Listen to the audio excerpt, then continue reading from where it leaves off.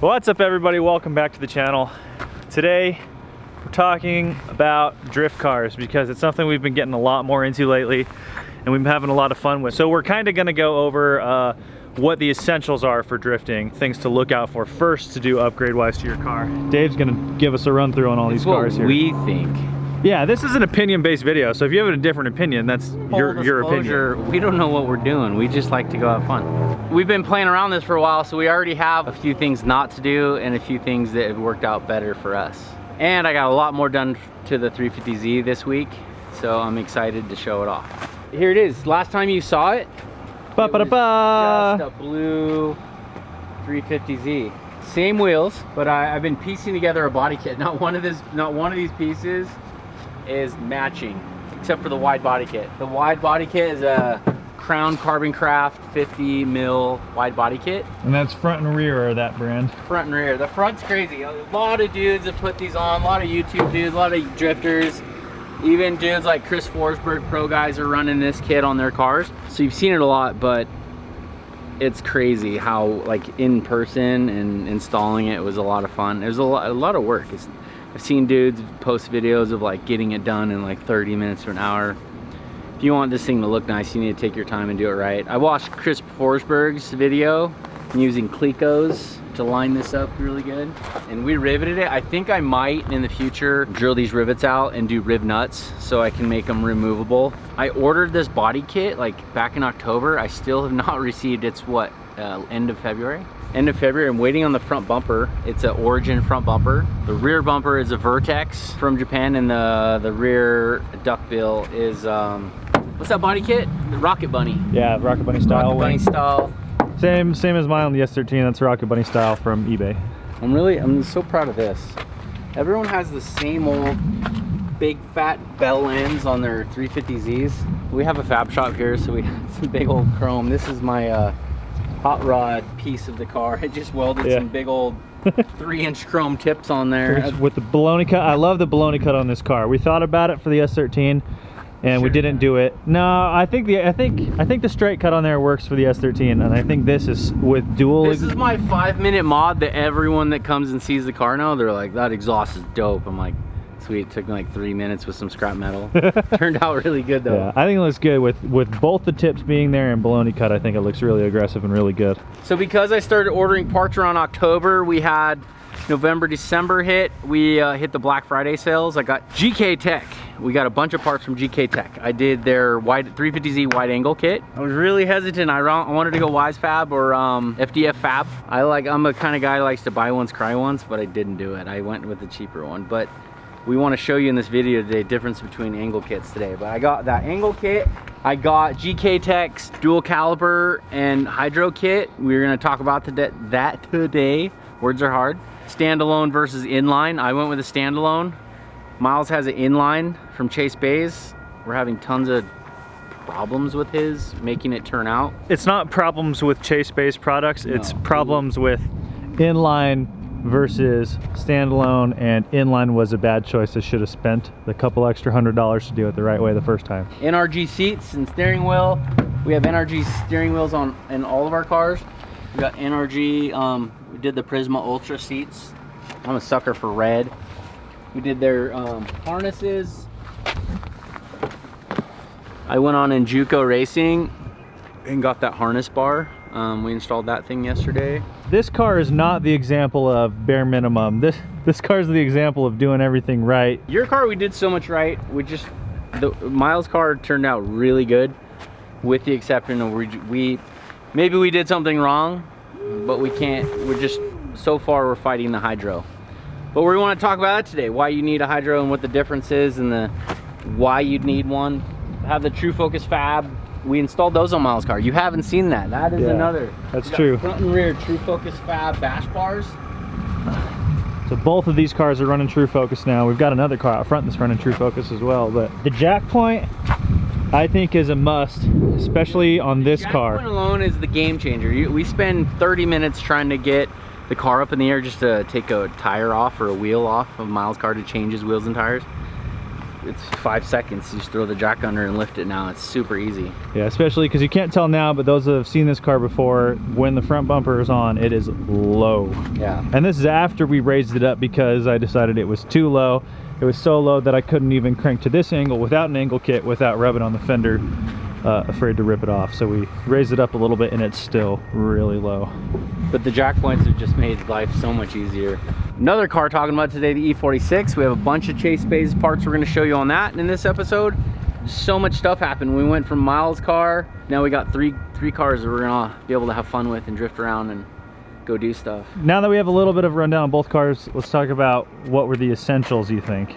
We're gonna start Junior's E46 project. We started a couple little things, but we're just waiting on a few parts. A bone stock E46. That's a BMW. This is a 328i.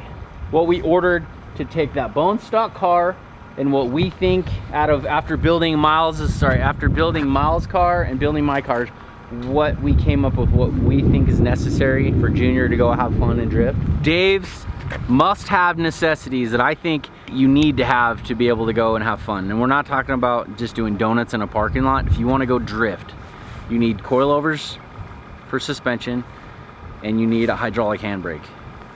We have come to the conclusion that we really like a standalone hydraulic handbrake with dual calipers in the rear, as opposed to an inline with just your stock caliper and running off the front master cylinder. We like the hydraulic handbrake to have its own master cylinder.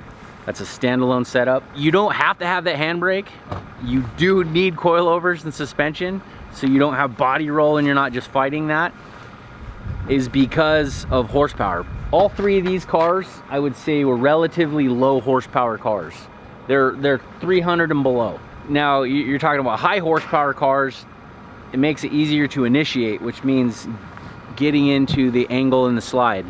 These cars, first and maybe second gear, you can clutch kick it to get it sideways. Third, fourth gear, you're never gonna be able to do that. So if you wanna go to a drift event and you have a high speed corner, you need to be able to grab a handbrake, lock up your rear, and get it sliding, and then dump the clutch and start spinning the tires. So everything, we have a bone stock E46. What we've purchased for that is a hydraulic standalone handbrake dual caliper setup. We have coilovers coming from that for Raceland. Thank you, Raceland. They helped us out, hooked us up with a sweet discount. And we have an angle kit from FDF Fab. We have an angle kit, hydraulic handbrake, coilovers. That is the basics you need to start to go have fun drifting and to do it and not just fighting the car all the time. I would definitely agree, and especially since we have taken this car to some drift events and it's stock steering angle, no handbrake. The handbrake still doesn't work. We're still fighting the inline handbrake. We're just gonna upgrade everything to dual caliper instead. And it was a lot of fun and we were able to drift, but just on the small track, nothing out of first and a couple attempts in second gear. But if we were to go on the big track, with this being such a low power car, if I didn't have at the very least the handbrake, because coilovers are the given. Coilovers get no matter what, whether you get any of the other stuff. But if I don't have at least a handbrake to be able to initiate some of the faster turns on the big track, I don't think that I'd be able to do a very good job. And I'm sure there's people out there that are better drivers that could, but that is not me. Yeah, so we have friends. Take, for example, our friend Brandon Whitnick. We'll give him a shout out real quick. Another local Utah drifter. He's been in the scene for like over 10 years. He was ripping the other day. He has a 240 with a 2JZ big turbo. He's got a lot of power in that car. And I'm like, I didn't bring my car. I didn't have my handbrake yet. He's like, I don't have a handbrake. You don't need a handbrake. Dudes out there are good drivers, but he has a high horsepower car. He can clutch kick that thing and snap it sideways and just power through the corners. These things don't have that much power. So he might be able to drive my car and make it look easy. We're doing things to make drifting easy and fun. There's something to be said for that as well, because while it will make it easier for us to have fun that way, I'm kind of glad that this car was basically stock when we took it out, with the exception of coilovers and motor swap. But as far as it had no steering angle kit, no handbrake, I'm kind of glad it was like that, because I feel like it's forcing me to learn the car itself better. Yeah. So when I do get the angle kit and when I do get a handbrake in there, I'll be that much better with them. His throttle control, because he's basically working the throttle and the brake.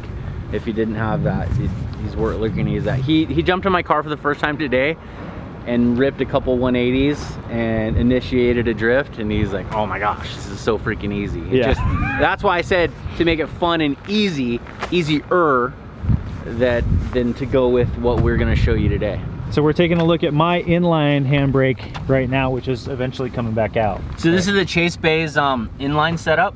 So you can see here there's 2 lines. This line is going up to your front stock master cylinder that all the stock brakes are hooked up to. Here's your handle.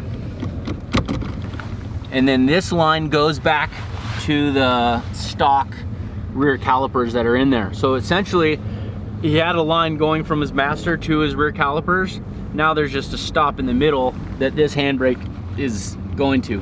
Right now, we've changed out the master, we changed out the pads, we've bled the hell out of the brakes like 4 different times. We can't get them to lock up. We just went out and just yanked on this thing. The brakes, everything works really good. We just can't get that handbrake to lock up the rear wheels. Another thing that I don't like about the inline is Dave's gonna show you, but you can't work the brake pedal and the handbrake at the same time. So if you have the handbrake back and hit the brake pedal, it launches it forward. And vice versa, if your foot's on the brake, you can't pull this. Which in reality, you're not gonna be on them at the same time, but it's just a weird thing I don't wanna have to deal with. It's really, it's weird. Yeah, it's hard to get used to. Comparatively speaking to the standalone, it's like night and day difference. Yeah. So now this is the standalone system that Dave has in his 350Z. From GK Tech. So you see right away the biggest difference is it has its own reservoir because it's got its own master. Here's a key point to notice on installing these. These could be a real pain. There's a few kits out there for brackets. The orientations are different on a lot of them. Like we just got another one for the E46 that is a standalone, but the master sits behind here. So if you're gonna go outside the console, it's an issue of space because this is like, you know, 8 or 9 inches long. And on Miles, you can see that it was digging into his seat over here. And if he had a standalone, it'd be even worse with the orientation of his brake handle. Mine's going forward. I was really worried about this hitting my knee. It's not bothering me. I'm 6'2", I'm a big dude. I'm over 250 pounds plus sometimes. And this right now is not in my way. This has its own reservoir right here. So this is full of oil and it only has 1 line. And this line goes all the way back to a second caliper. So it has 2 calipers mounted on the rear wheel. Right here. So you can see we got 1 caliper here and we got 1 caliper there. And so 1 is worked with by your brake pedal along with the rest of your brakes, and 1 only goes to the handle. So that handle does nothing except lock up 1 of these calipers. It just makes driving so much fun. I literally want to put one in everything I drive. Let's go check on Junior. We hear some power tools going on over here. What are you doing, Junior? So I already figured out where to run this. So this is the Chase Bay's standalone. It has a reservoir here. It's a nice one too. This is billet. I think mine's plastic. Yeah, it is. So this is a banjo fitting that's attached to this. And this one, you can see the orientation's different. This isn't the front. This is actually the back. You pull it like this and the reservoir's on the back. Mine was on the front and you still pull backwards. You got to look at that and look at your install where it's going to be, because it completely changes everything. Like mine wouldn't, if this was in my car, it wouldn't fit. It would hit my seat. Same thing as Miles. We didn't buy a kit to where to install this. We're literally pulled out the center console and Junior's figuring out where he wants it because he's gonna fit it to himself. Just gotta cut that piece out. And it'll sit under here. Oh, you and it's still full. Once it's in place. Oh, that's pretty cool. It has that right notch here on the armrest. Yeah, so it'll sit and it'll go right here. That's dope. Are you gonna try to put most of your console back in there or just leave it out? I think I can put it back in. Originally I was gonna put it up here, but it won't. It would clear this, but it wouldn't have any metal touch to be attached to. So once I got down, it hits right here. We've explained to the viewers already what we've ordered. What do you got for style points in here? Look at the steering wheel, man. Just look at the steering wheel alone. Glitter. Yeah. Glitter steering wheel, Likewise shifter, weighted shifter. This is the Likewise, just their extended arm, and then their weighted shifter. Dude, it's so heavy. Like, feel that thing. Let me hit you with it. So this is Junior's Chase Bay's full setup. This is about like 540 bucks. but it comes with all your brake lines, all the fittings, your second caliper bracket. There's your billet bracket. It comes with calipers. Dude, this looks like a front caliper. It's a 4-pot Wilwood rear caliper. Mine just uses a stock single caliper, just a double. You just go buy an extra 350Z rear caliper. This is a whole extra new caliper from Wilwood. 4-pot. This is insane. Like this kit, his rear brakes are just gonna lock up with little to no effort. This is a super clean setup from Chase Bays. All right, I told you the basic. Drifting is not the nicest thing to your vehicle. High RPMs, a lot of burnouts. It's hard on your car. So a couple things we've added to this car. We have a Grassroots oil cooler. And then this kit is from Chase Bays. It has the Chase Bays power steering kit, power steering reservoir, and it's connected to their oil cooler. They sell as a kit, direct bolt on, all the fittings, all the lines come for the 350Z or a bunch of other vehicles. I also did the radiator. I got that from Grassroots. You're holding your car wide open, doing hot laps, drifting all day. You want to keep that engine cool and protected and safe. That's the way to do it right there. Check out Chase Bays. I just did this yesterday. This was a Mishimoto catch can. So you're not passing all the blow-by oil back into your plenum. It's another key thing to just keep your car running. You don't want to blow it up that quick. And while we're up front here, before we wrap this video up, we pulled these cars together nose to nose so we could show you a visual representation of angle kit versus stock. We did it for a reason and we forgot to show you, so here it is. That's full lock in this car, stock. Granted, if you're holding the steering wheel, it'll go like a tiny bit more, but this is where it sets, stock on the 240SX. This is the angle kit. This is GK Tech, and it is quite a bit more aggressive. And it's really easy to notice side by side how much more angle you get with the kit versus stock.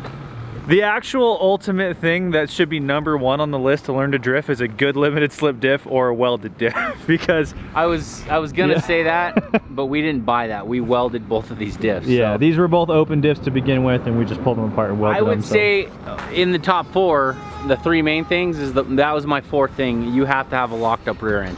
And I don't even like limited slips. Those are inconsistent. They can open up and let it release. I like full lock.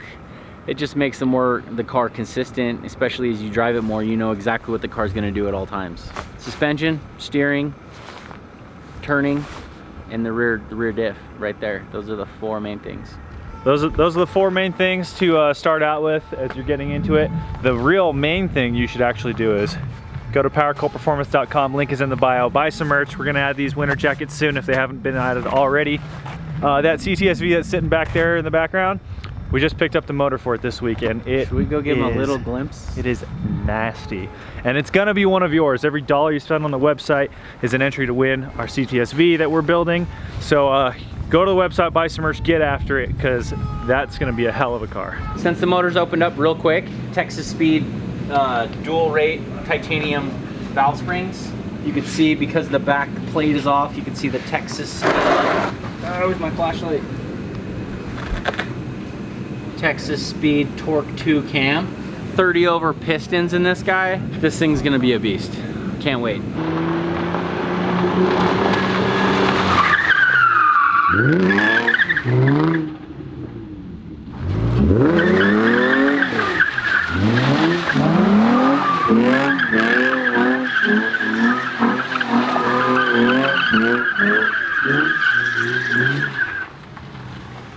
So fun. All right, that's the end of this video. Don't forget to like the video, share with your friends, let us know in the comments what kind of content you want to see.